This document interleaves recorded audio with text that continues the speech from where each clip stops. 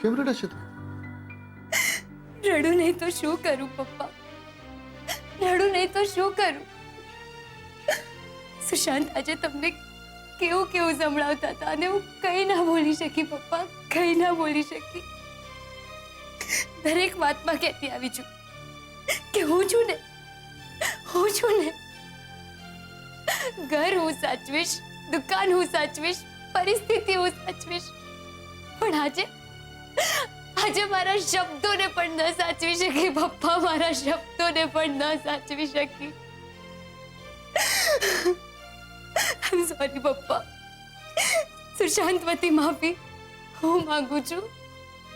I am sorry પપ્પા, આઈ am sorry. ચલ બેટા, શું માંડ્યું છે તે? સુશાંતની જગ્યાએ હું હોત ને તો મેં પણ આમ જ રિએક્ટ કર્યું હોત. બેટા, સમય ઓછો છે તમારી પાસે. વિઝા વગર તને અમેરિકા કેવી રીતે જવા મળત? પણ પપ્પા, એ વિઝા શું કામના જે વડીલોની અમાન્ય ન જાળવી શકે? નાના મોટાનું ભાન ભૂલીને ઝઘડવા લાગે. ચલ, મારી એક વાત ધ્યાનથી સાંભળ બેટા. લગ્ન પછી છોકરીઓના માત્ર નામ નથી બદલાતા, એમની જવાબદારીઓ પણ બદલાતી હોય છે. ને તારા કેસમાં તો જગ્યા પણ. જો બેટા, અમેરિકામાં માત્ર રડવાથી થોડું ચાલવાનું છે.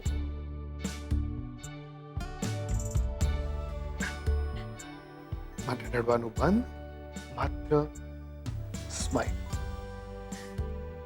નહીં પપ્પા, મારાથી નહીં થાય.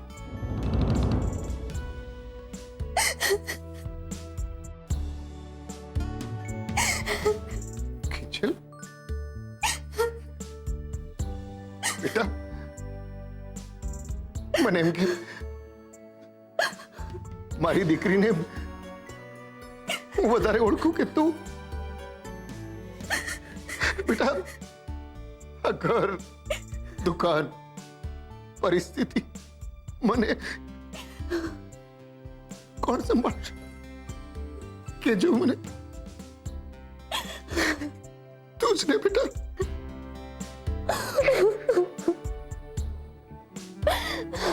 नहीं बोले बेटा, बेटा बोलो बेटा.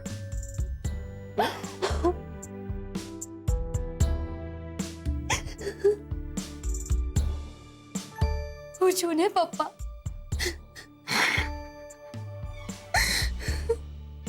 हमेशा खुश.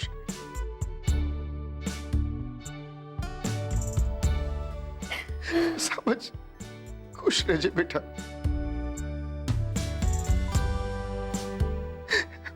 भगवान तने सदा सुखी રાખે. દીકરી જા હોય ફળિયામાં મોજ પણ દીકરીના માથા પર.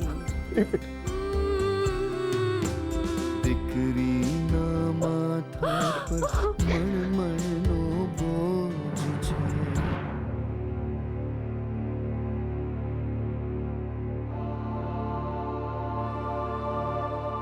બેટા જમી લે ને તું.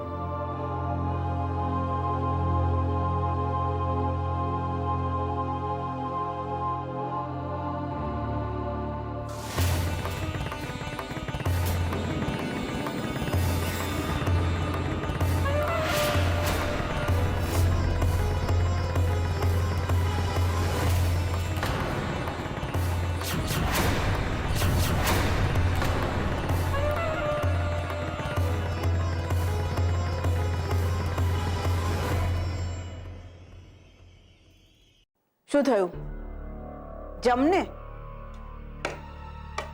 કે પછી પાસપોર્ટના પાના ફાટેલા જોઈને પેટ ભરાઈ ગયું? જો મમ્મી, હું આ બાબતમાં કાંઈ નથી જાણતો. મને કાંઈ નથી ખબર. અચ્છા, પણ મને હવે બધી ખબર પડી ગઈ. કે કિંજલના પાસપોર્ટના પાના તે જ ફાડ્યા છે.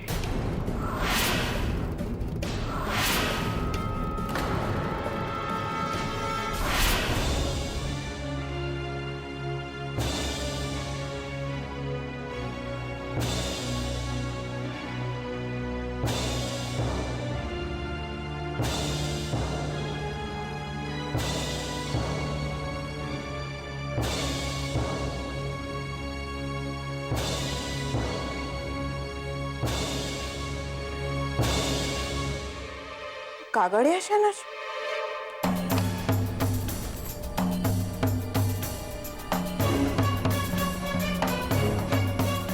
પાસપોર્ટના કાગળિયા રાહુલની રૂમમાં.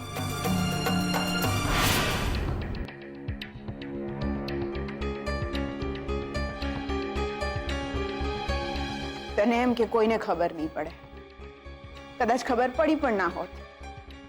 નસીબ તો મારા જ વાંકા ને. તારી રૂમ સાફ કરતા કાગળિયા મારા જ હાથે લાગ્યા.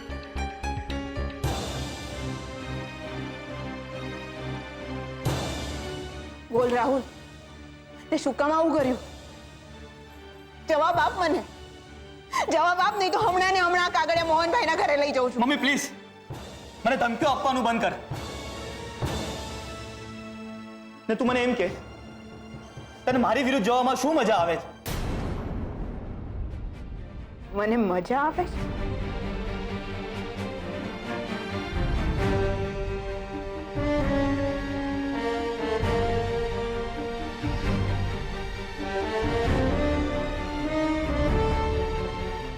એક માને પોતાના દીકરાની વિરુદ્ધ ઊભા રહેવામાં મજા આવે?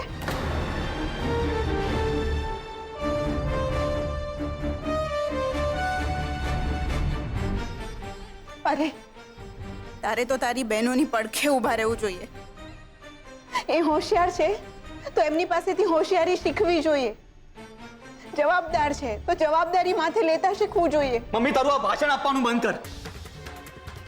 ઓલી કિંજલે મને જેલ ભેગો કર્યો તો ને, તો મને અમેરિકા ભેગી કેવી રીતે થવા દો? ત્યારે સડશે અહીંયા ઇન્ડિયામાં સુશાંત વગર. સુશાંતના નામનું ગળામાં મંગળસૂત્ર પહેરીને બેસી રહે છે વર્ષો ને વર્ષો ચાવ કાઢ. ત્યારે જેને મને ઠંડક મળશે.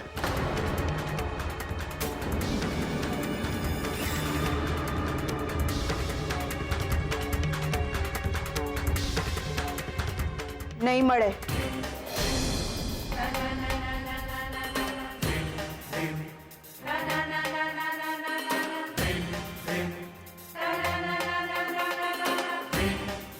કોઈ દિવસ ઠંડક નહીં મળે. બેટા, કોઈને હેરાન કરવામાં, ઈર્ષા જલન સેવવામાં ક્યારેય શાંતિથી ઊંઘ નથી આવતી. તું મને વચન આપ. વચન આપ કે આજ પછી કિંજલને ક્યારેય હેરાન નહીં કરે. પોતાનો ગુનો કબૂલ કરીને ત્યાં જઈને માફી માંગીશ. મમ્મી મારું ખસકી નથી ગયું કે એ લોકોની માફી માંગુ, અને એ લોકો મળીને મને 500 ફાલતુ વાતો સંભળાવે. રાહુલ, આવું નહીં બોલ. તો બીજું શું બોલું મમ્મી? તે મારી તકલીફ, મારો પોઈન્ટ ઓફ વ્યૂ સમજવાની ક્યારે કોશિશ કરી છે? બેટા, મને તો માત્ર એટલું જ સમજાઈ રહ્યું છે કે કોઈની જિંદગી સાથે રમત ના રમ. અને તે એવું જ કર્યું છે. તો એક માં તરીકે હું તને વચન આપું છું કે આ વાત હું કોઈને નહીં કરું. એટલે હવે તું મને વચન આપ.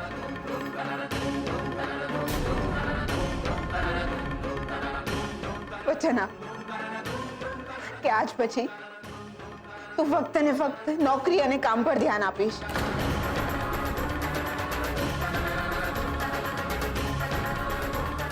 બેટા, દુશ્મની, અપમાન, જેલ બધું ભૂલી જઈને એક નવી શરૂઆત કર.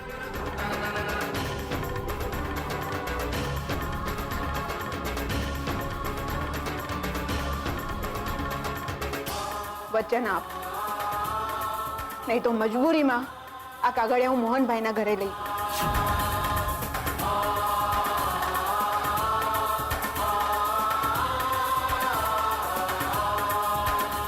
સારું, નહીં કરું કાંઈ. ખુશ?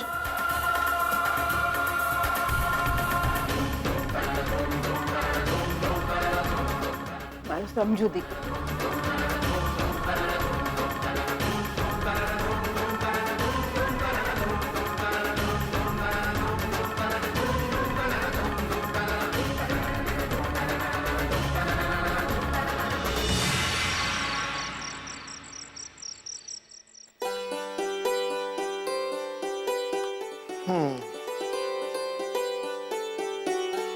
જમણવાર, દાગીનો, કપડા.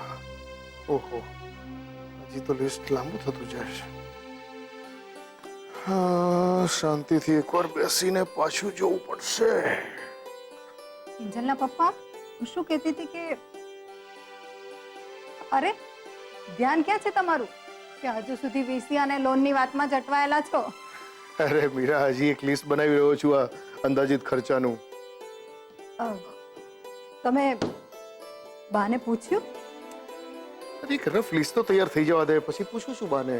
અરે હું સગાઈના ખર્ચાની નહીં પણ દુકાનના ખર્ચાની વાત કરું છું. અરે પણ જુઓ, હું જાણું છું કે આ ધંધાની બાબત છે અને ધંધાની બાબતમાં બાને પૂછવાની જરૂર નથી, પણ તમે બાનો સ્વભાવ ક્યાં નથી ઓળખતા. અને ઉપરથી આ બે સગાઈનું ટેન્શન, એમાં જો બાને ખરાબ લાગી ગયું ને તો ક્યાં ક્યાં મનાવતા ફરશું. તારી વાત સાચી છે મીરા. અરે હા, આજે ઉત્કર્ષ ટી સ્ટોલ પર આવ્યો હતો. એને બહુ મજાની વાત કરી. પૂનામાં એક ભાઈ પેલા તમારી જેમ જ ચાની રેકડી ચલાવતા હતા અને હવે એમને રિનોવેટ કરાવીને ટી સ્ટોલ બનાવી નાખ્યો છે. અને એમનો મહિનાનો વકરો કેટલો છે ખબર છે? પૂરા 12 લાખ. 12 લાખ? હા, એટલે હું તો કહું છું અંકલ, એકદમ પોઝિટિવ વિચારો. બની શકે કે આવતીકાલે તમારી દુકાન પણ રિનોવેશન થયા પછી ધમધોકર ચાલવા લાગે. શું વાત કરો છો? મહિને 12 લાખ? હા, મહિને 12 લાખની ચા વેચે છે. અરે એની વાત સાંભળીને તો મને નર્મદનું વાક્ય યાદ આવી ગયું. યાહોમ કરીને પડો, ફતે છે આગે. અરે ભાઈ, મને થયું કે હું પણ આંખ બંધ કરીને કૂદી જ પડું. બાકી મીરા, આ ઉત્કર્ષ છે બહુ મહેનતુ. હા, માસુકભાઈએ 50,000 પગારની ઓફર કરી મહિને. તે કરે જ ને, રૂપેશ કુમારનો ફ્રેન્ડ છે એટલે કઈ જેવો તેવો તો નહીં જ હોય. અને વાતને તો એવી સિપતતાથી વાળી લે છે. આ ગઈકાલે સુશાંત કુમારે ડાઇનિંગ ટેબલ પર રૂપેશને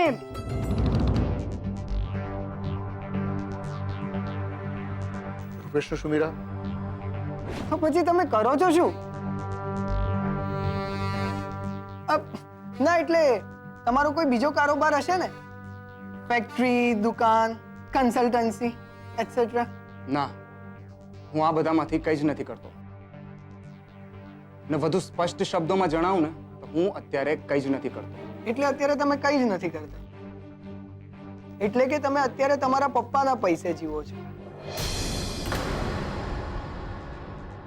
અને લગ્ન પછી તમે બંને? ના એટલે આ સુશાંત કુમાર બોલવામાં જરા સ્પષ્ટ છે ને. હા જુઓ ને, આ પાસપોર્ટ માટે કેવું કરેલું અને આપણી કિંજલનું પણ કેવું છે. જેને જે કેવું હોય તે કહો, પણ મારા પપ્પાને કઈ નહીં કહેવાનું. જાણું છું, આવી હતી મારી પાસે, ખૂબ રડી. પણ મને વિશ્વાસ છે મીરા કે કિંજલ ધીરે ધીરે એડજસ્ટ થઈ જશે. તમે કિંજલનો સ્વભાવ જાણો છો તો પણ આવું કહો છો? અરે આવતીકાલે બંને જણા ફિલ્મ જોવા જવાના છે અને એ પણ પાછા એકલા. એકલા? પણ તે તો કહું ને કે સાથે જવાના છે તો પછી એકલા કેવી રીતે કહેવાય? એમ નહીં, પણ આ આવતીકાલે બે જણ વચ્ચે કોઈ વાત પર તણખા જર્યા તો? એટલે જ મેં તો સેજલને કહી જ દીધું છે કે બે જણાને એકલા મૂકવાના જ નહીં. એટલે તું અને રૂપેશ કુમાર પણ એમની સાથે ફિલ્મ જોવા જજો જ જજો. સારું થયું કે તે રૂપેશ અને સેજલને કહ્યું. બાકી મને તો એમ હતું કે તું મને કહીશ કે ચાલો આપણે પણ સાથે ફિલ્મ જોવા જઈએ. તમે પણ. ચલો હવે રાત બહુ થઈ ગઈ છે, સુઈ જાઓ.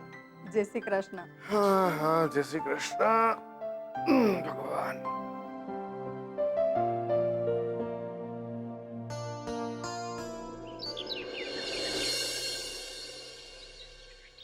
Mummy mummy tiffin water bottle mummy जल्दी कर यार કિંજલ આ રહ્યું તારું ટિફિન અને આ તારી બોટલ.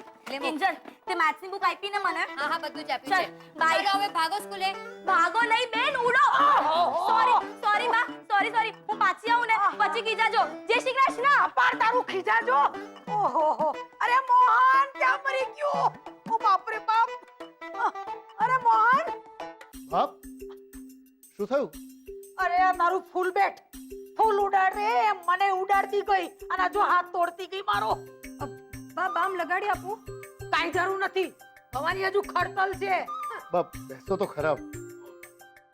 આહ, હવે કહો, શું વાત છે? અરે મોહન ઓલી રમીલા પરમીલાનો ફોન હતો પૈસા તારા બે વેવાઈ છે ને ઊંચા ઊંચા થઈ રહ્યા છે કે સગાઈની તારીખ ક્યારે નક્કી કરો છો. આલે આ પંચાંગ લઈને આવી છું, મેં જોઈ લીધું છે અને તું હો જોઈ લે. આવતી 5 તારીખની પૂનમ આવે છે ને ઈ દાડો હારા મારો છે.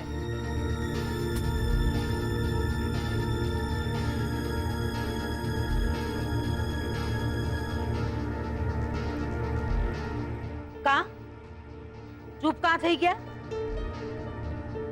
તે વાંધો તમને પૂનમ સામે છે કે પછી વાંધો બીજા કોકને છે?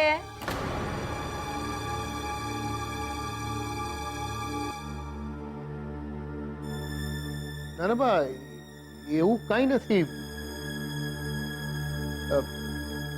હા, અને બા તમે પ્રમીલાને પૂછી લો ને, વિવાહી લોકોને પૂનમનું ફાવે એમ છે કે નહીં. ઈ તો હું પૂછાવી લઈશ. પણ મને એવું કાં લાગે છે કે તમારે બેયને મને કંઈક કેવું છે? હા બાપ, તમે તો જાણો છો કે રાહુલે દુકાનમાં આગ લગાડીને. ઈ બધું હું જાણું છું, તું સીધો મુદ્દા પર કૂદકો માર. મને એમ લાગે છે કે આપણે દુકાનનું રિપેરિંગ કરાવી લેવું છે. એટલે મેં 4 જણાએ વાત કરી છે, એસ્ટિમેટ પણ કઢાવ્યો છે, બહારથી પૈસા ઉપાડવાની પણ વાત કરી છે. પૈસા ઉપાડ એટલે તું લોન લેવાનો છું? કેટલાની? 5 લાખ. 5 લાખની? મોહન, તારું ચસકી તો નથી ગયું ને? 5 ની પાછળ કેટલા મીંડા લાગે એની ખબર છે ને ભાઈ? મારું માન ભાઈ. અરે આ લોન વોન ના ચક્કર છોડ અને તારી છોડ્યુંના હગાઈના ખર્ચાનો વિચાર કર. પણ બા, જો દુકાન રિપેર થઈ જશે તો વકરો પણ ડબલ થઈ જશે ને. અરે તેલ લાગ્યો તારો વકરો. અને છોડી આ રિપેરિંગ લોન આ બધી તારા ભેજાની કરામત છે ને? ના બા, એવું નથી. તું ચૂપ રે મોહન, મને જરાય ઉઠા ભણાવવાની જરૂર નથી. ના મને કે જોઈ, તારી દુકાન એવો કયો મોટો તાજમહેલ છે કે જેના આરસ ઉજળા કરવા હાટુ તારે 5 લાખ લેવા પડે? એવું નથી બાપ. અડધી બળેલી દુકાનમાં ચા પીવા કોણ આવશે?